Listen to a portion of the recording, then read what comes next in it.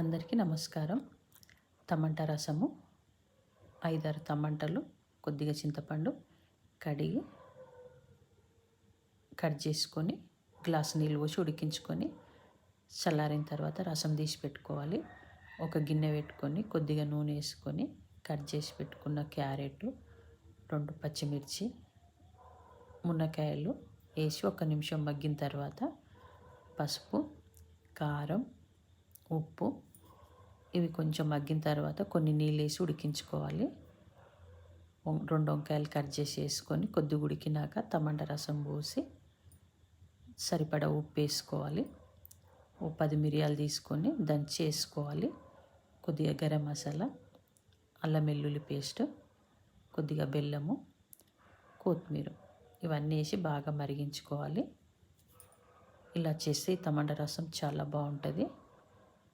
ఇప్పుడు ఒక చిన్న బౌల్ పెట్టుకొని కొంచెం నూనె, జీలకర్ర, ఆవాలు, ఎల్లుల్లిపాయలు, పసుపు, పోపు వేసుకొని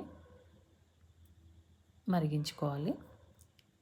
ఒకసారి టమాటా రసం ఇలా చేయండి. ఎలా వచ్చిందో కామెంట్ చేయండి. నా ఛానల్ లైక్ చేయండి, షేర్ చేయండి, సబ్స్క్రైబ్ చేసుకోండి. చూడండి, చూస్తుంటేనే నోరు ఊరిపోతుంది. వంకాయ ముక్కలు, మునక్కాయ, క్యారెట్ చాలా బాగున్నాయి.